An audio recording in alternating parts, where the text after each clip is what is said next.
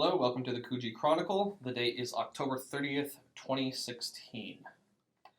So, we've got some news. So, to begin with the news, we have several things to talk about. We have the strike of gaming voice actors.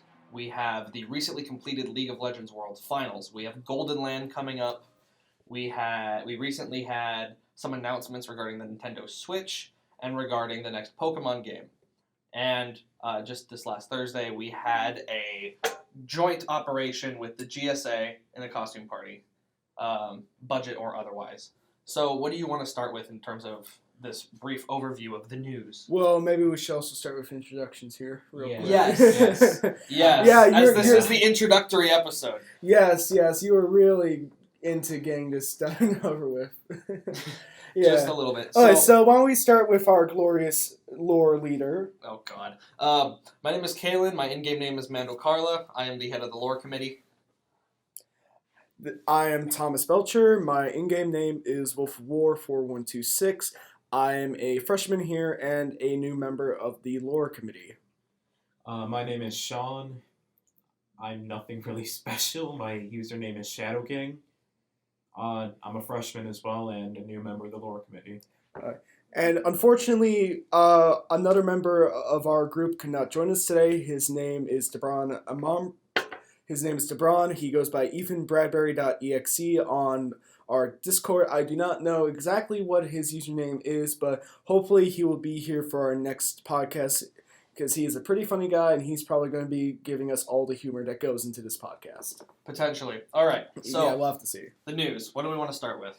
Let's start with the most prominent thing. How about let's go with the most recent being the Voice Actors Guild. Yeah. Yes. So from what I understand, it looks like prominent voice actors, including both the voice actors for both Male Shepherd and Female Shepherd from the Mass Effect games, are included in this because of there seems to be a variety of reasons. I haven't been able to see just one solid one, other than poor work conditions. One I was reading just earlier was that most of the time, especially because this is mainly against the big console developers, the big AAA title developers. EA.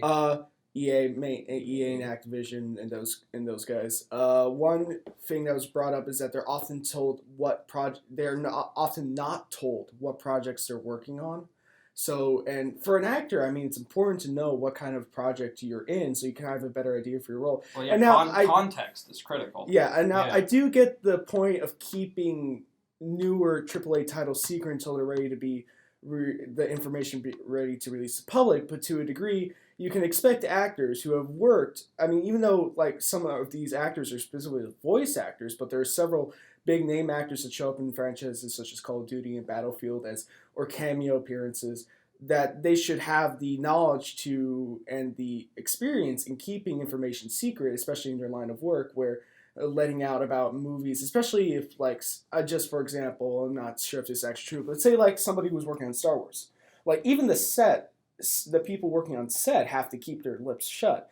So, I mean, I can imagine the actors should be given enough sense of trust that they can be given the information, at least regarding their role and how it interacts with the game. I'd imagine it's not even a trust thing. I don't know why. I would imagine they're already told to sign a non-disclosure agreement. They walk in, sign an NDA. At that point, they are legally obliged not to leak information. Yeah. So under threat of lawsuit. Mm-hmm. So I don't know why they're not given the context of their acting, because it just seems not doing so is super counterproductive. Yeah, I mean, and also at the same time, there's the argument that it comes back to the issue where video games are still not considered an art form in certain things, yet the actors are trying to get it to seem like that, and so it has to also do with how they're being paid, and that where instead of being paid for the hours, they're just doing the acting and not getting any of the money from the sales. They want to be paid, such as the other video game developers who receive the monthly payment. Yeah, they should receive the payments. They should get. So that's how they get the money on their movies. Depending on the extent of their involvement, they should get a proportionate amount of royalties. Yeah, I mean, because they put in their work is seen as often as the game is played, as often as the graphics designer's work is seen or heard or whatever. Yeah. I get maybe like a big character with like a line or two, maybe not necessarily. getting the a voice lot, actor, but the main character voice actors. the voice actor for like Commander Shepard Yeah. should get royalties from the Mass Effect games. If he doesn't, I know BioWare tends to be one of the better companies in terms of treatment of employees and ethics and whatnot. I don't think BioWare was one of the companies. I have the article pulled up here. Let's see. At least Let's see. Activision, EA, and Take-Two are among the companies seeking to discredit SAG AFTRA leadership. They also put up a fake website. Yeah. Oh. Yeah, there's actually a link, and because they're using the union's logo, there's a whole deal about trying to get the site taken down, and let's see what the actual article is saying. It is false representation. Citing the potential for confusion generated around the game company's use of SAG-AFTRA trademarks on this website and the absurdity of attempting such disingenuous tactics, Union Council issued a demand ordering the takedown of the counterfeit website.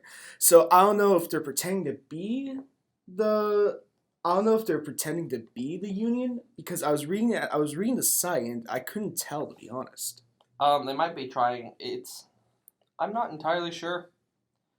It might be such a weird. Hang on. Scroll up. Headline right here. Yeah. This union has launched a strike against the very video game companies that are the biggest advocates and largest clients of this group in an industry that overwhelmingly uses non-union performers. So this is essentially saying this is a propaganda. Yeah. Poll. This is saying they're biting the hands that feed them, even though they underfeed them. Yeah, but to be honest, the big AAA title companies are assholes to most of their workers. EA has been bad. Yeah. Activision has never been amazing. Ubisoft isn't bad in the sense, from what I've heard, that it's shitty to its employees. It's that it always promises more than it can deliver. I think the main issue where it stems from is that the people who end up with these companies, who end up in control of these companies, are people who are used to standard companies, like, for example, like the people who run Facebook, or like the big Wells Fargo. They're the people who don't give a crap about video games. They're the people trying to run these companies like actual companies, not studios. And this is what happened in Japan with the guy who makes. Are you talking about Kojima? Yeah, Kojima. Yeah, that's exactly. What they did to Kojima was the worst mistake they'd ever made, getting rid of a man with that mad brilliance of creation. Mm-hmm. I don't see them doing very well in the future. Yeah, and I remember reading articles about it, and what happened was that there was a change in the of who was running the studio or the company. All these terms and whatnot, I can't keep them straight. They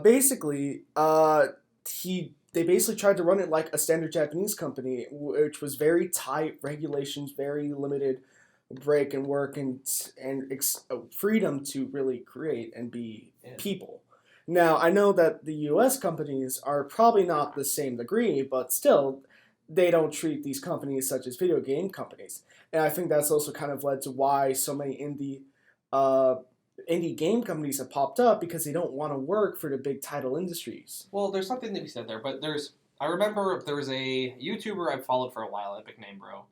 I know him. He cites the DesignWorks interview with Hidetaka Miyazaki fairly regularly in his videos, and he talks about how, I remember him saying at one point that a lot of the Japanese gaming industry, there's one or a few people with the vision, and they push everything forward, whereas in a lot of the U.S. gaming companies, it's this collectivist. It's this more, not even collectivist, it's this more like group effort, and it's this exchange of ideas. Yeah. So while you get games that are like Dark Souls that are iconic and impactful, you also get games like Monster Hunter that don't necessarily appeal to everyone, even though the Monster Hunter games are legitimately good. I love it. I've been playing through Monster Hunter for you. I'm planning on trying to beat that before I get Generations. I played massive in Japan.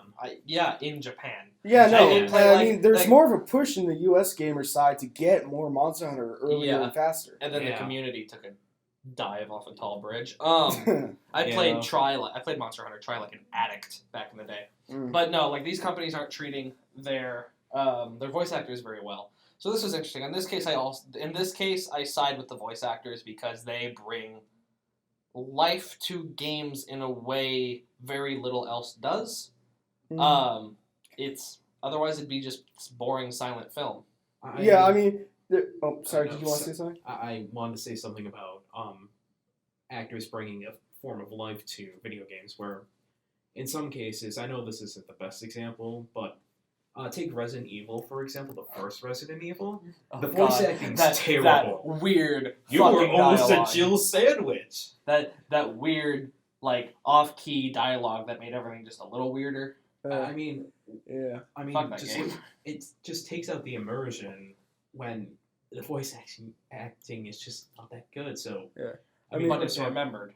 I mean, at the same Yeah. time, you don't need voice acting to make a game good. Like, for example, Mario. I mean, you don't really need Super the voice. Meat Boy.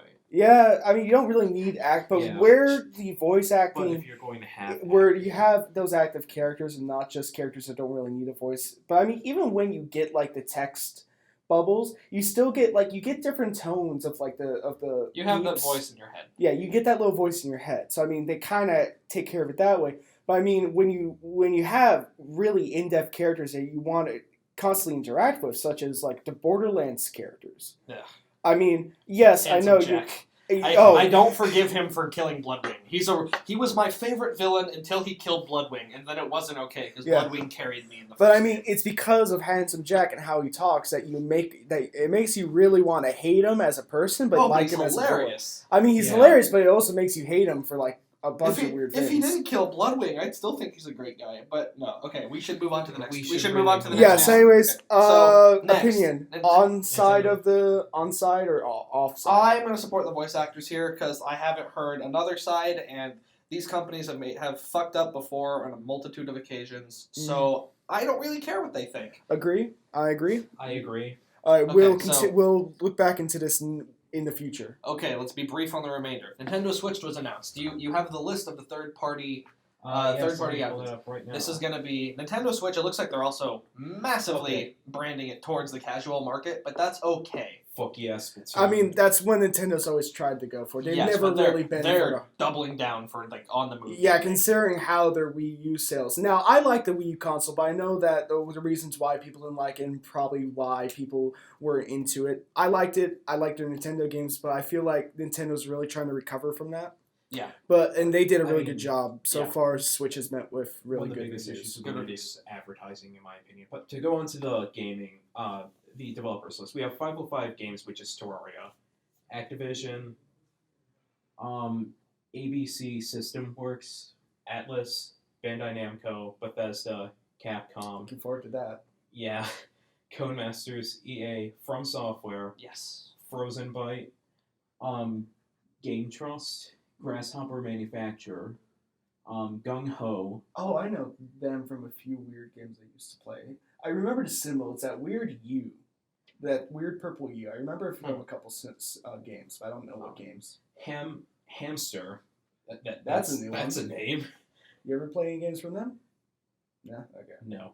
Inti creates KT, which is Kawaii Tecmo, Konami, which Makes sense. it's something.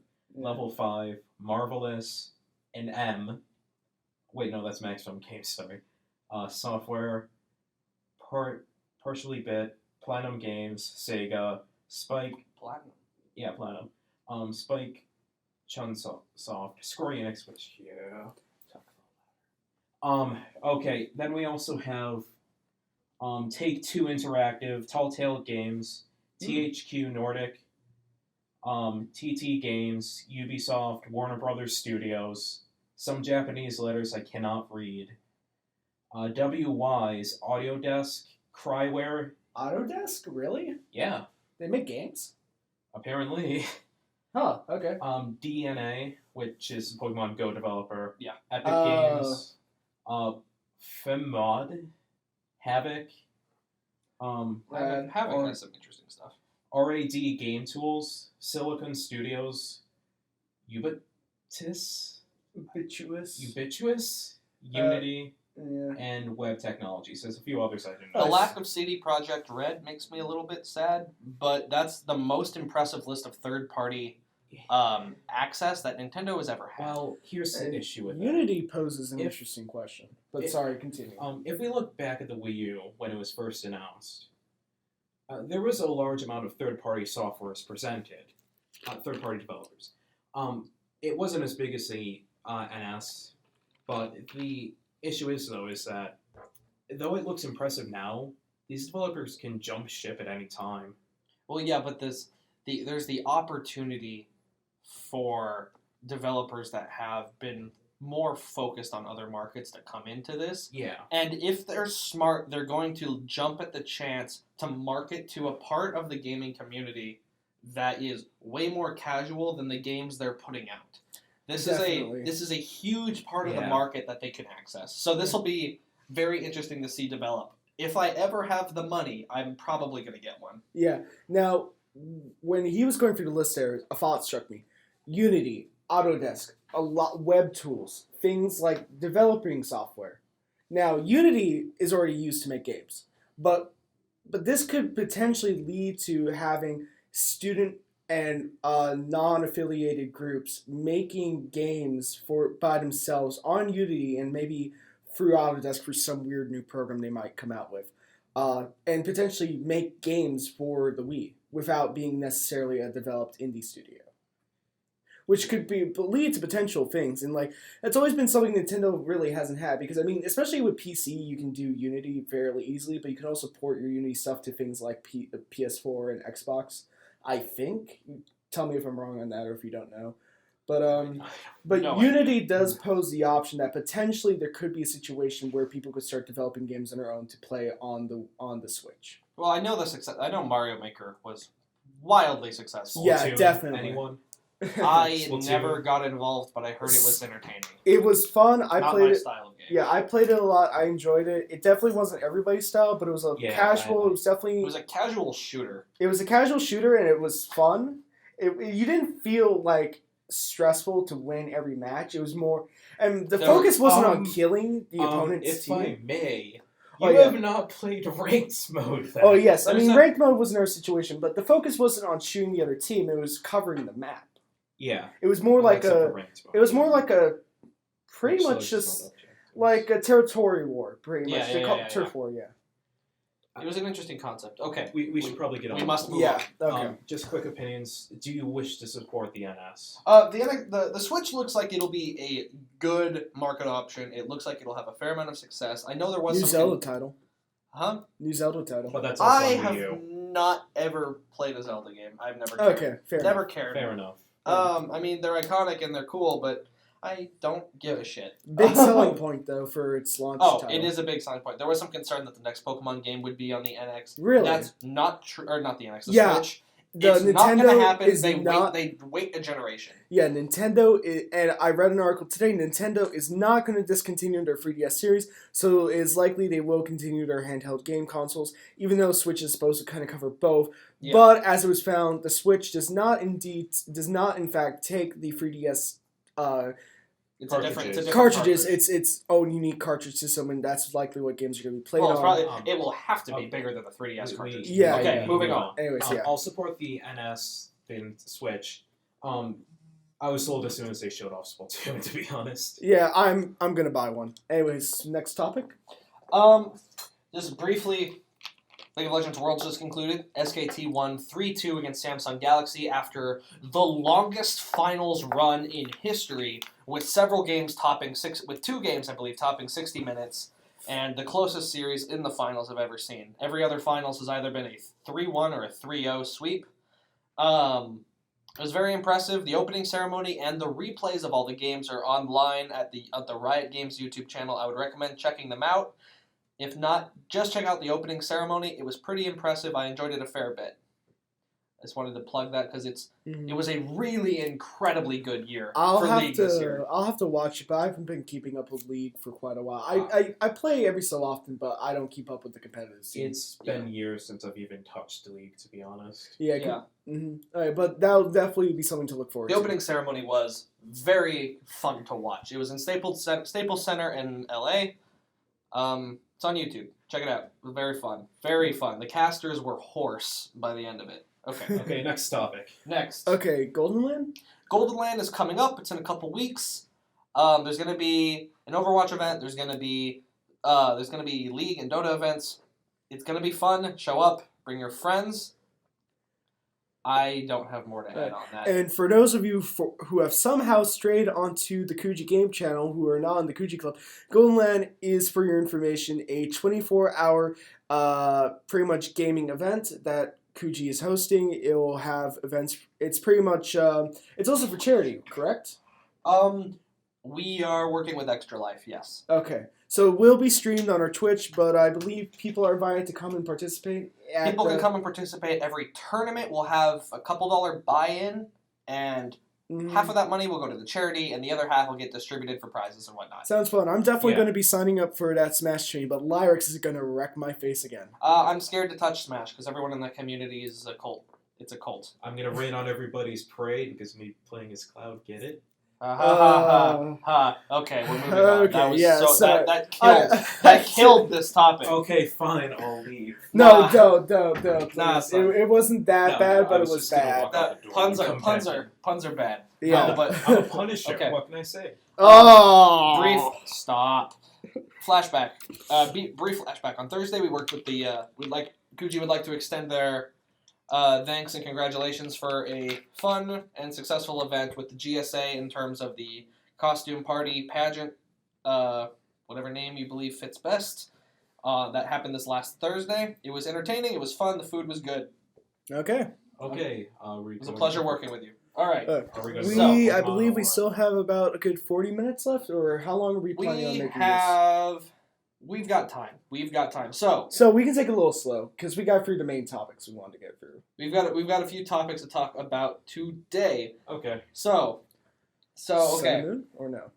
Let's start off first podcast. Let's start off easy. So our first topic to talk about is just favorite games, why we like them. We can make this somewhat short, but we can talk about, and I know that'll be an issue for you.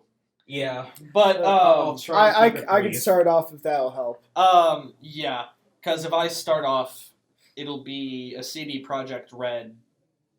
It's Larfest. morning. Well, I'll just start off with saying that one of my favorite games is one that I kind of rediscovered and started replaying recently, and that is honestly the Monster Hunter series. I have been playing the crap out of Monster Hunter 4 Ultimate, and I've been enjoying every second. Now, the one thing I do regret is that I'm not able to go to online play because of the Clarkson firewall prevents it from happening, but at least I can still download updates for like the demo for Sun and Moon. But anyways, I love the game. I love the mechanics behind it. Every time you encounter a new monster, there's a little cutscene, and each cutscene kind of alludes to the potential of what each monster can do.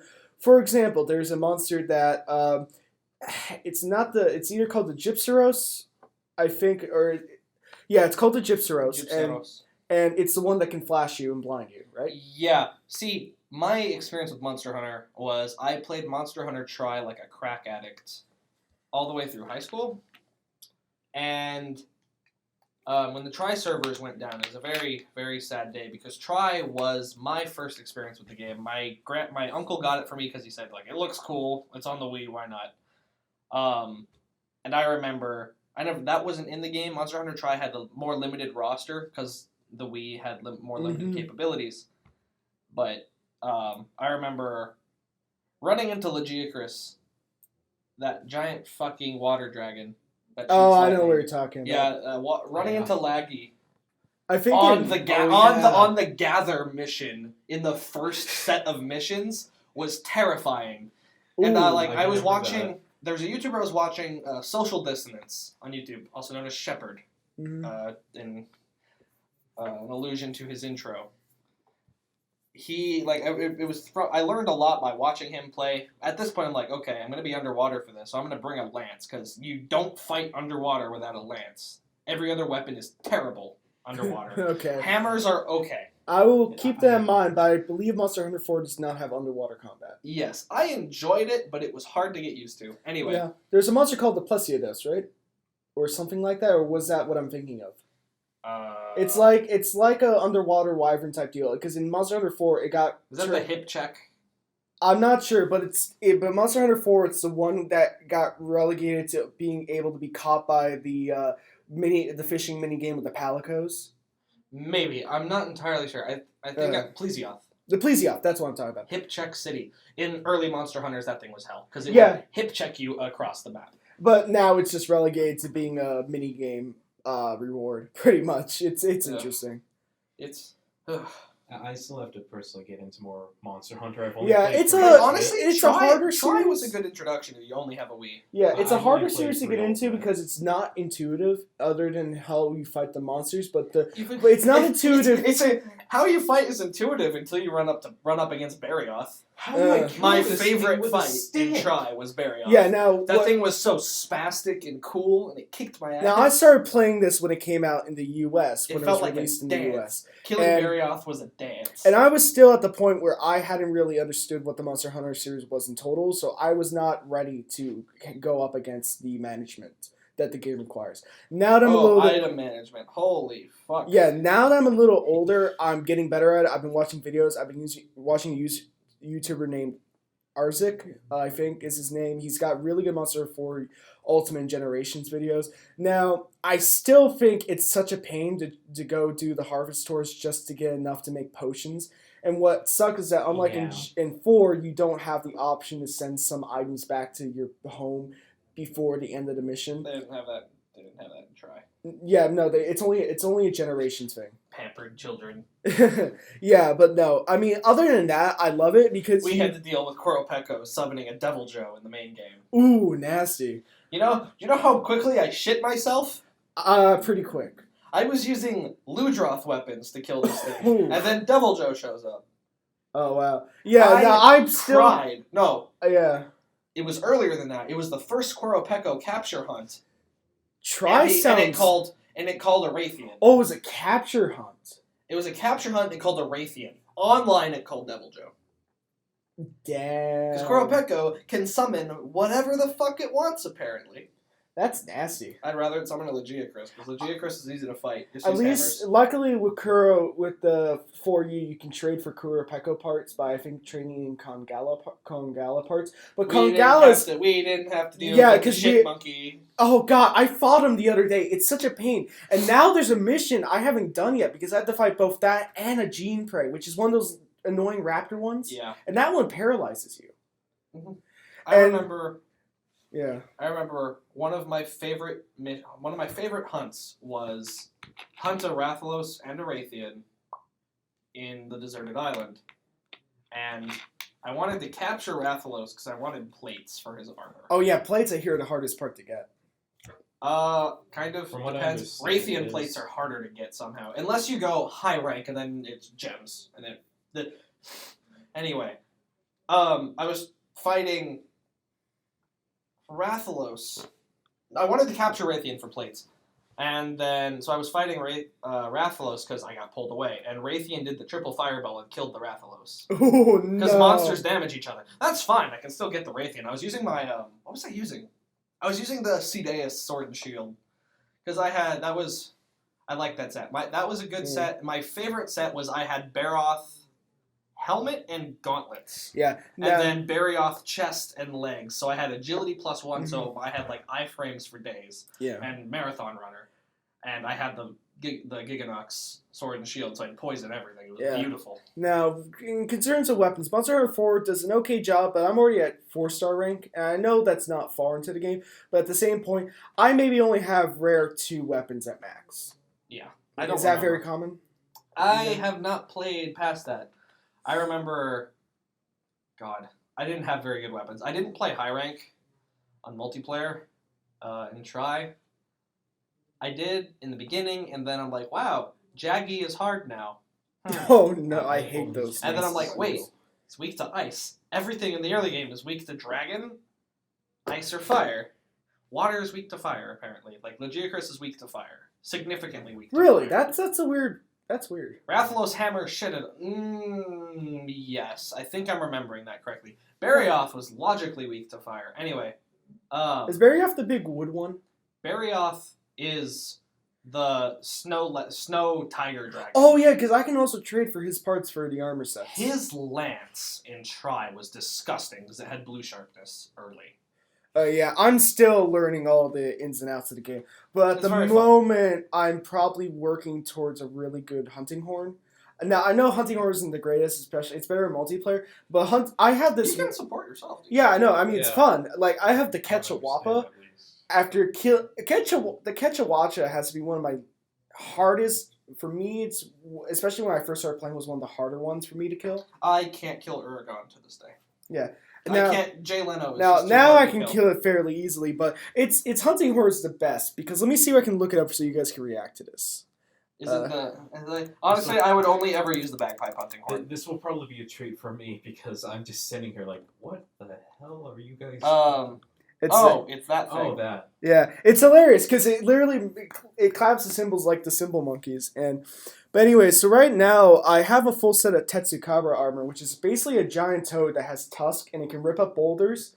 Now, what's cool in Monster Hunter Generations, which I'm planning on getting after 4, is that they're deviant monsters instead of just harder variants. Yeah. Or like where you fight multiple monsters at once. I know that. Yeah, now there's a deviant Tetsukabra called Tetsukabra Drill Tusk. And basically, instead of picking up like a big round boulder, it picks up a giant long-ass boulder and it'll literally smack like a good 20 feet ahead of it with this giant-ass boulder. And when it breaks it, it'll shoot multiple boulders in an arc. Charming. That's almost as bad as the invisible Nargacuga. Was trying the one with that one that spins around. What? No, there's a monster. There's a big like... Does it look like moss? Because that's an early monster. No, there's this one monster. That's an elder dragon. There's this one monster that will spin the crap. It's like they make fun of it, call it the ballerina. The one with the really bludgeony tail. I think. See, Tri didn't have those. Tri had its flagship monsters, a few classics, and then like the standard Jaggy, Baggy, etc. Baggy were fucking annoying. In 4, there's 4 types of those. There's Jaggy, Gene Prey, Iodromes, and Velocidromes. Yeah.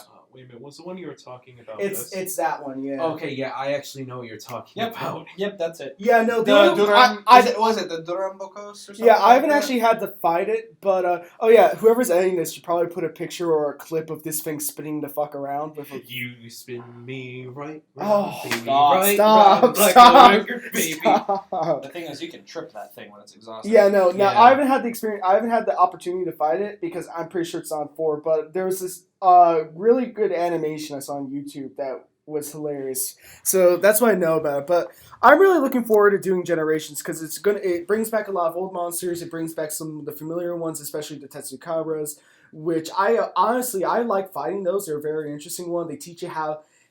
They have an interesting way they move and they fight, so you have to be careful with how you dodge. Now, the last monster I just bought is a Zamtrios. The way you think about it is that it's in the ice map of the game.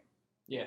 And basically, it's a giant-ass shark. It's the shark that inflates. Inflates, yeah. Yes. And the thing is, it has these little Zamrios things that are super annoying, and if they bite you, they'll actually grow bigger, and that's kind of how they turn to Zamtrios, but... So I was just fighting this like maybe an hour ago. It was a fun fight, but it ate me like twice. But I was able to mount it twice too. There is no fight more badass than Stygian Zinogre. Oh yeah, no, I saw some guys. I don't know why they changed the name. Chinoga or Junoga was still a fine name, but okay. Yeah. We should move on, but I do want to say, fucking Nibblesnarf. I don't know that one. It had this. It's essentially Gobble, but in the desert. Gobble? Yeah, it's this giant land fish. Gobble is in the swamp area in Tri, and it's in the other games. It's like the big anglerfish. It's like that, but in the desert. I know what you're talking about. Do you have to fish it out of the water? You have to fish it. You don't have to, but you can. You can fish it out and then trap it and bomb the fuck out of it. Yeah, They might have brought it back for 4, but I'm not sure. They probably did. It was a favorite fight. I hated it at first, and then I'm like, wait, this is so easy to play, but it's cool.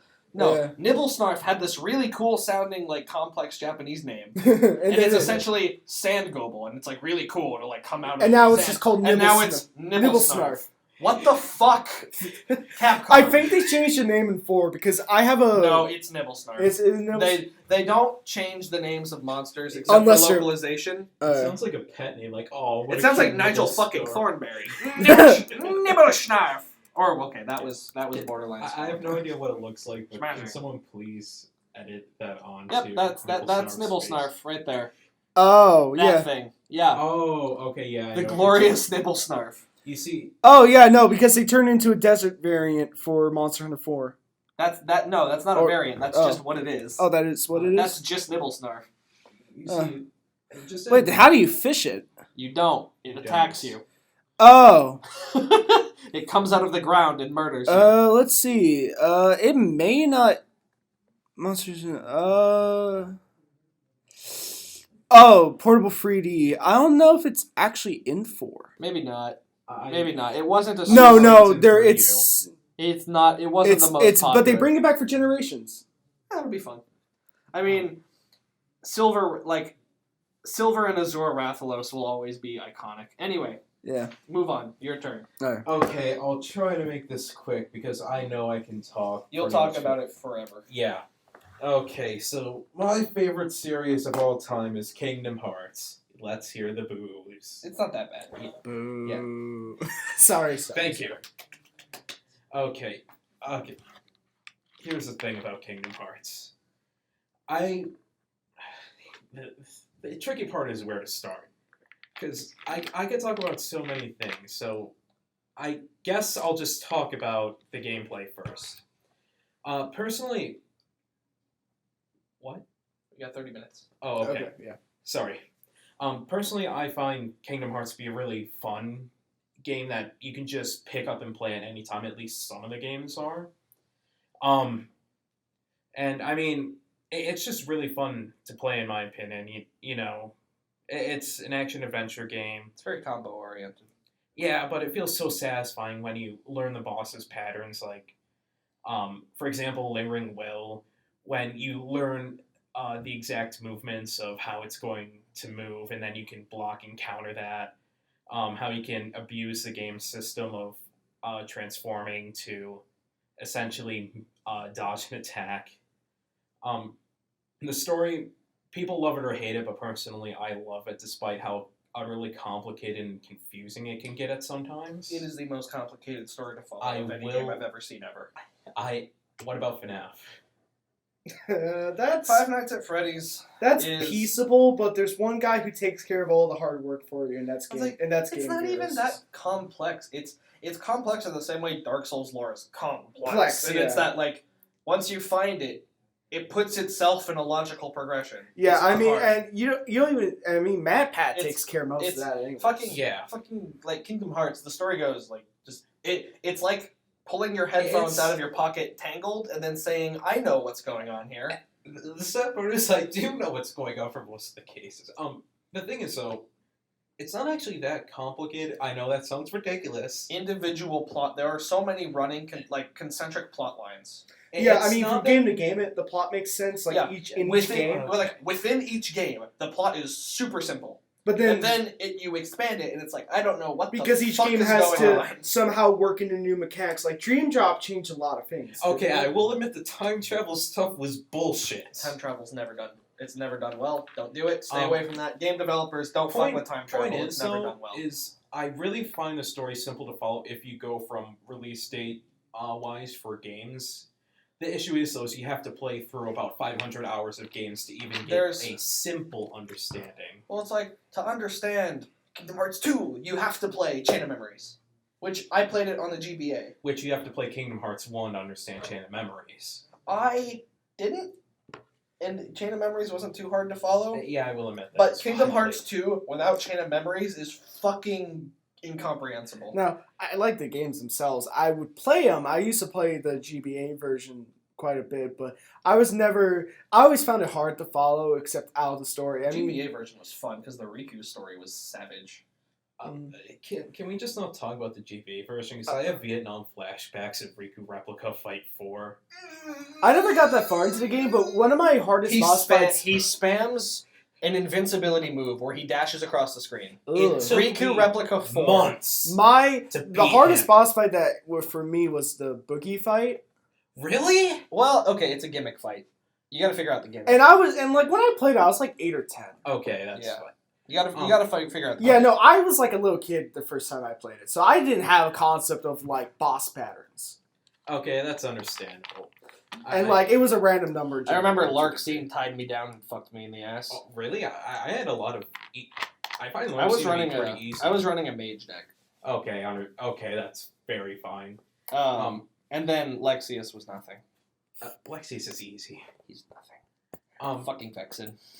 Yeah, so Vexen. I didn't realize it was an actual series outside the GBA game until I was introduced to the first one on my cousin's PS3, like a remake of one. But 1.5 or 2.5? I don't know. Maybe, It was some game. I don't remember. The only two I've played to completion are Chain of Memories and 358 Days, which was heart-wrenching, not the best game, but it was good. Like, I actually enjoyed the gameplay of 358 Days. It felt pretty fluid. It made sense. I don't have any major issues with 358 Days. Do you like sea salt ice cream?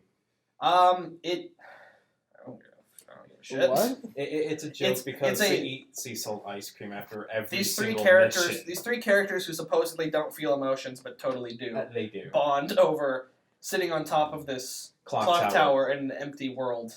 It's technically not empty. Yeah, but it has no value because it's an illusionary world as soon as Roxas is set free. Actually, that's not. The illusionary world takes place after you beat 358 over 2 days, which is the opening of Kingdom Hearts. Yeah, when Roxas leaves.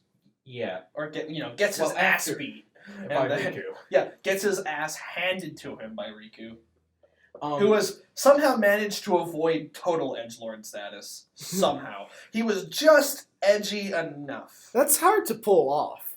It is. Except for it's easy to pull off, especially in the face of Sora was a whiny little shit. Yeah, I will admit I tried playing, I think it was the first one remastered where you start off on the Isle of Trials or something, the Island of Trials, like where... Destiny Island? Destiny Island, where you have That's the first one. Kids, like, where you have to, like, beat the kids at little sport games, and then you get the yeah. storyline and you get introduced to where you pick the Keyblade or The first game, islands. I just watch it, I'm like, it's so clunky! It's so clunky! I played maybe an hour or the two of the feature first games game. as well, because But 2 was good. yeah, I love 2, watched which is why 2. I'm so excited for 3 and I 0.2. I watched Fox and Dance. I've on watched somebody YouTube. play through... I watched Fox and Dance play through the game on YouTube. He's like, here comes Mickey, this Yoda motherfucker. Heartless are dead. They'll And then they're pay like, for this. there's like, there's 6 Heartless. He kills 3 of them and they're all gone. They're all dead. Mickey is Yoda. To bring up another point about completion, I just want to say though, I thought the Keyblade is supposed to be special and now everyone has one. pretty much at this point. Well, I mean, don't even get me started about the key games because the whole Keyblade war. Anyway. To bring up the completion stuff though, really quickly, I have to just say one thing. I'm partially happy, but also pissed off that 1.5 and 2.5 is coming to PS4 because now I have to replay every single game to completion, which is over 500 hours of gameplay, just to say I'm satisfied. Yeah, I'm so excited for Kingdom Hearts 3. Beat Kingdom Hearts 1 Sephiroth at base level. That's easy. That's easy. What are you talking about? Just don't get one shot. You know what's the hardest part about Kingdom Hearts? Fucking command boards. Oh, yeah, I forgot about this. Anyway. Yeah, So Kingdom Hearts plotline can be so bad sometimes that even 5 seconds of new information can cause 4 years of theories to fly out the window. Yeah. Okay, so we should move on. Yeah. Okay, I'm just going to say... Your title? Okay, my favorite game of all time, and I have yet to see a game that has come close to surpassing this, is The Witcher 3. CD Projekt Red made a work of art with this game. So, The Witcher games, someone I heard described the franchise as Witcher 1 was a good story told by a mediocre storyteller, Witcher 2 was a great story told by a great storyteller, and Witcher 3 was an amazing story told by a master storyteller. And that's how it feels. The series takes place after the book series by Andrev, and I'm not going to try to pronounce his last name. Mm-hmm. It's Sapowski or something like that. The books are incredible. I've been reading through them as they get translated into English. Mm-hmm. He was working directly with Project Red to ensure like consistency within the games as best as can be done in an RPG, where you can make your own choices. So it's a game series based off a set of books? It's a game series that comes after. So there's no continuity. If there are any, it's because the player made a choice that Geralt may or may not have in the author's vision, but you don't notice. Mm-hmm. Witcher 3, combat feels fluid, it feels good. There is no bad build. You have to work to make your build shit. Yeah. I ran a mage build through most of the game in both DLCs. And because that's just my go-to. Preference. I play a mage first off, and then I'll do other things. You don't do a ton of damage right away. In the base game, mages don't do a ton of damage, but they don't really get hit because Ard knocks people on their ass and opens them up for instant kills if you're lucky. Igni, if you spec for it, instantly lights people on fire, so they're screaming and standing in place while you just burn them. You don't do a lot of damage, but they don't move, so you have all the time in the world. Yeah. You can set down Erden, and that'll slow and deal damage over time if you spec for it, or you can use its alternate mode, and it puts a turret. It's a little turret. It shoots 9 times. It'll shoot arrows out of the air. So you're like, oh no, there's a lot of people here. As long as they don't rush you, you can get that down, and then their archers are useless for a few seconds. And that's usually enough time to murder someone. Alchemy builds. One of the most overpowered builds I've seen was abusing certain alchemy talents, but this is late game. The Hearts of Stone DLC, you can do, I just finished it. There are 2 DLCs. Blood and Wine, which is its own region, and that DLC has 40 hours of independent gameplay. Wow, that could be 30 or 40. It is its own game. Pretty massive. And it was only like $20, $30. Worth it. 100% worth it. Hearts of Stone was like a DLC, long, involved, beautifully done quest line in the main game, so it doesn't have a new area. But it was amazingly well told, and you get access to new things in Hearts of Stone regarding to upgrading your armored weapons with these runes or whatever. Come Blood and Wine, which was the best DLC I've ever seen, which is the long one. Witcher does vampires right. You can look it up. Regis, look up the Geralt versus Detloff final boss. It is impressive and it's cool. You get these things called mutations. So Witchers undergo mutations. Because the Witcher cast was created to fight monsters after this world-ending and creating event called the Conjunction of Spheres. Essentially 2 worlds melded for a while, and that's where all the monsters come from. It's also where humans came from, I believe. It's said. Humans came through during the Conjunction of Spheres. I think. So would that make humans monsters? Or? No, okay. There were multiple worlds coming together. Oh. Elves were here first, and then I think humans came in. Humans came after the elves. I don't remember if humans came in. I think humans came in through with the conjunction. I need to look that up. Anyway, Witchers were created to fight and kill the monsters. So the better they are, the less work they have, which is something that is brought up in a couple conversations. But they undergo through these mutations, so they're barely human. In Blood and Wine, you can access greater mutagens through this questline, which actually it's really well done. And so you get access to a spell to upgrades, and if this is end game, super end game, by this point you're already kind of a god in terms of how strong you are. So they're why not go a little further? So mage builds get really strong with the upgrade called Piercing Cult. But the story is very well done and allows for a lot of change. Every side quest matters. There's a mission to assassinate the Mad King of one of the Northern Realms. If you do so, there are consequences regarding the end of the game. But there's also immediate consequences, and there's always turns. Every side quest matters. If there's an abandoned village and there's a monster, if you kill the monster, villagers will come back and repopulate, and that's a new place where you can buy stuff, rest, upgrade your weapons, and whatnot. Everything matters. So everything has an impact. The music is incredible. The voice acting is well done. So, for example, I don't know if it's been tested, but what happens if you just don't kill the bad guys? The game is so progressive. I mean, if you don't do all the side quests, will stuff still be going to shit? Well, okay, so I'm going to use that assassinate the Mad King quest. Yeah. After a certain point of the game, that quest fails automatically because you didn't do it. Mm-hmm. The plot goes on without you, and I think they fail. Horribly. I don't know, because I did it. And then everybody died. No, the thing is, the Mad King... So there's the subplot going on is that this the Southern Kingdom think, like, World War I Germany's strength. Okay. Oh, okay. Like, Okay, that's pretty juggernaut. powerful. Like, Nilfgaard is a massive military force, and they're pushing into the northern kingdoms. Redania is the one with the Mad King, and he's this, like, also brilliant tactician, But he's mad. but he's fucking insane.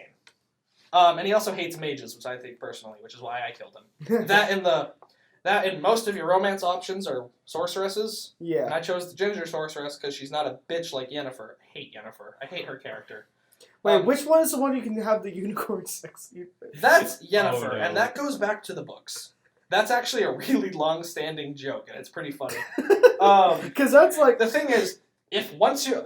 I thought, Yennefer's just kind of a bitch anyway, but that's just who she has to be. But after reading the books, I hate her so much more, and I'm not going to say why, because I want people to read the books. Anyway,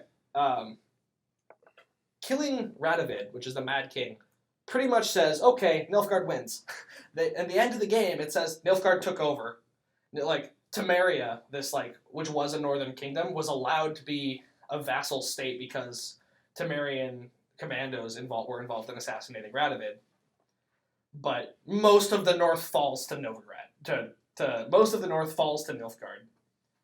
Which may or may not be a bad thing, depending on your point of view. Yeah. They're much more strict in terms of custom, but they also bring order. Yeah. So it's... And, I mean, you have a more stable, you're more protected in being part of a bigger empire? Maybe. Well, So and then there's every decision matters is the big So it's thing. not necessarily good, Right. but... So, Not as you're necessarily saying, bad. Like what happens if you don't kill him? If you don't kill Radavid? Yeah. I assume the fight goes on and Nilfgaard is pushed back or they sign a truce. I didn't take that option. I haven't double checked. There's many variations on the end because you're trying to find the Emperor of Nilfgaard's daughter is practically your adopted daughter. Oh, she the Ciri. girl, teenage witcher? Yes, Ciri. She did not go under augmentations. She's very powerful for different reasons. Okay. She has like some of the strongest elder blood magic shit possible. And she's an interesting character. Ciri's cool, but anyway, she's the Emperor of Nilfgaard's daughter. And he wants you to find her, but he's also Geralt's like adopted daughter because of a lot of things, and you get that. So would you say that the Geralt is aligned with Nilfgaard? No, Geralt hates Emperor Emrys. Like they hate each other. You can choose to spite him at every opportunity. Oh, I remember him. I remember this. Yeah. The gentleman will bow. No, just no. I remember somebody. He's not my playing, king. I don't have a king. I remember somebody playing for that scene. Yeah. Yes. They hate each other. Alright. But so every decision matters. The main game takes place in Nilfgaard. No, you are never in Nilfgaard. Really? Nilfgaard is far to the south. What about when you meet him? He's in occupied Temeria. Oh, He is sitting in their capital, in Vizima. That actually makes somewhat sense. Yeah. Oh, yeah, because I've only seen people play it. I've never played it myself. The main thing is everything matters. I have the soundtrack on my phone, and it's beautiful. It's one of the most well-representing OSTs I've ever seen. Many games, the soundtrack is great and it's cool, but it doesn't fully represent the character. If a character has a named theme in the OST, it represents them so well. Geralt's theme is fairly recognizable if you hear it, but the Emperor Emperor Emir va Emrys, his theme song, it's dark, it's brooding, it's powerful, but not necessarily evil. It's this like quiet power all throughout this track. It's incredible. Yeah. Okay, we should move on. We can get. Do we even have time for the last topic? We can briefly go over our second topic, but like The Witcher 3 is an incredible game. So let's. It was about. And now we're all gonna get franchise hateful TV. YouTube comments about why our games suck. Doesn't matter. Okay. Your opinion's wrong, and you should feel bad. Let's just talk about. I was going to talk about something else, but since Skyrim Remastered just came out, let's talk about game reboots and remakes, just briefly. Okay. It can work or it doesn't. That's my opinion. My opinion on Most of them is that it's not necessary. People are talking about Mass Effect 1 deserves a remake. I would buy it in a heartbeat, but it doesn't need it. The game holds up still decently right now. Yeah, I mean, A graphics overhaul, I would graciously accept. Yeah. But most of the time, remakes are a cheap money grab that don't offer anything. Yeah. If do the people who make the games even get money off the remakes? I don't know, probably. Okay. I would imagine. But, like, okay, Still sorry, their but work. my opinion on it is, if it's a game that people like, but it's not easily playable nowadays, such as the Wind Waker, Yeah. Well, if it's Wind like, Waker. if it's so ancient it doesn't fucking run anymore, yeah, then it make should, it. then if it gets a reboot, happy days. I support it if they make it easily Playable. playable or like refresh. Like the Doom remake was amazing. Yeah, that was good. Okay, yeah, that was pretty. Yeah, The and Doom- I the love Doom- the Wind Waker. The Doom remake was done in the best possible way. Mm-hmm. But for the most part, I don't have high opinions of remakes. There have been a couple good ones like Mhm. Doom, and then Soul Silver was okay, but Pokemon Soul Silver was alright. Yeah, I mean, I think they work when they're meant to allow newer audiences to enjoy games that may not be playable anymore, especially Yeah. on older systems that are outdated. Yeah. But like with the Skyrim remake, you can play Skyrim on almost anything. You can play your Skyrim on your grandmother's computer by Well, now. like, I mean, it's you like, can also play on- You can get the remastered version, or you can have the version you've had for 4 years with modded graphics that looks better, and you already have both DLCs and all Or- these expansions. And you shit also anyway. and you also Or have the you can Macho get the Man Nintendo mod. Switch version, which you can play on the toilet. Oh yeah, Yay! I forgot about that. If I wanted to play Skyrim, I might as well pull it out of the toilet, because that's where it belongs. I don't like... It's a shallow game. If I may, I liked Skyrim when I first played it. I never finished it, and I feel like the Elder Scrolls games are good, just not my style. And I feel like this one game specifically has been overworked so much. I I just- personally agree with that. Skyrim, I played it, it was fun, and then I went to play it again. I'm like, this is a really shallow experience. Everything is the same. Yeah. And, like, no matter what build you try to do, if you try to force yourself to say, no, I'm a knight, I'm going to wear all this blah, blah, blah, You get It's magic dragon powers. you get magic dragon powers. Yep. Or if, like, you know, the best ways to play the game are the ways everyone winds up doing by accident: stealth archer, or in my case, it's always conjuration and illusion, because you drop 2 Daedric lords, go invisible, and go take a shit while they kill everything in the dungeon. And this is on Adept. I don't like games so that like they make it harder by making things harder to kill just by adding health. I've never Yeah. liked that design decision. Mhm. But yeah. I like games where they change the difficulty by mixing up the enemy layouts, mixing up how movesets, mixing up progressions. Like, instead of just adding a friggin' extra health bar to each enemy. Or It's- decreasing your health. Or decreasing your health Yeah, outright. just sheer number manipulation is never a good way to add difficulty. I've found. Yeah. It's boring. I don't care. And that could be, and we can get into that as a whole nother topic. If That's I- a different topic. If I may quickly touch on something. Do collections count in this topic? What? Like game collections, like... if Oh, it's well, rebooting, if it's I mean, it's remaking the convenient game. having Okay. access to an entire game collection. I mean, So, especially the Master older Chief titles. Collection counts. Okay, I just wanted to quickly And that was a flawed release if I've ever seen one. touch flawed. on one topic, and I'll try to make it quick. Okay, so let's go back to Kingdom Hearts. Oh no. Here we go. I mentioned earlier how 1.5 and 2.5 are coming to PS4. I was okay with them releasing 1.5 and 2.5 on the PS3, Such bad deja vu mostly because they introduced new elements to the game, like extra bosses, new abilities that were not in the original United States version, was only in a Japanese re-release. Final mix. Yeah, Final Mix.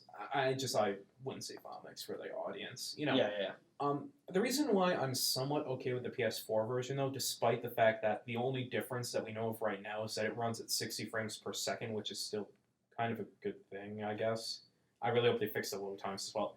The only reason why I'm okay with it is because the price is so small and they already re-released it. It's just bringing a wider audience appeal while also fixing the story issue a little bit, where people are able to learn a bit faster without having to go out and buy 10 different consoles. Mm-hmm. Yeah, that is a Kingdom Hearts is a franchise that suffers greatly from console dispersion. Which is why I think it's a really good thing that the entire Xehanort saga is going to be on the PS4. Yeah. Mm-hmm. It'll be interesting to see how that turns out, but my general consensus on remakes is that it's not worth it. Unless it's bringing something that was dead back to life. Like, okay, the Tomb Raider reboot was successful. And I had forgotten they were games at all in the beginning. Yeah, but now because I just think of Angelina Jolie. Yeah. And, like, Wind Waker, that wasn't something I was ever really able to play, because you can't... The Wind Waker GameCube game is hard to come by, because it's a collector's edition. It's a collector's item.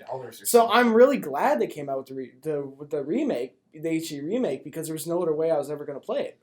Yeah. So, yeah, we're hitting our 1 hour mark here. I feel like we can end this now. Yeah. So thank you for listening. Well, wait. What was our final opinion on remakes? I say generally not worth it. I say worth it only if they're bringing back something that you wouldn't have been able to play otherwise. I say it's completely situational. It depends on the history of the series and the history of the game itself in question. Okay. Well said. Okay, so this has been the CUGI Chronicle, and your podcasters today were... I'm Kalen Bender. I'm Crazy. And I'm Tom Belcher, and this has been CUGI Chronicle. And stop in 2 weeks? We'll see you in a couple weeks in the next podcast, where we'll probably talk about more Sun and Moon. Well, we never touched on Oh yeah, we never did. We never did. Yeah, so just basically briefly, they released new starters, and I hate the fire one. I love Lucha Linen. God. I want the grass one looks cool, and I like it. I hate Linen. Grass Ghost is cool. Anyways, I hate Linen. All this and more next podcast. This is the CUGI Chronicle signing off. All right.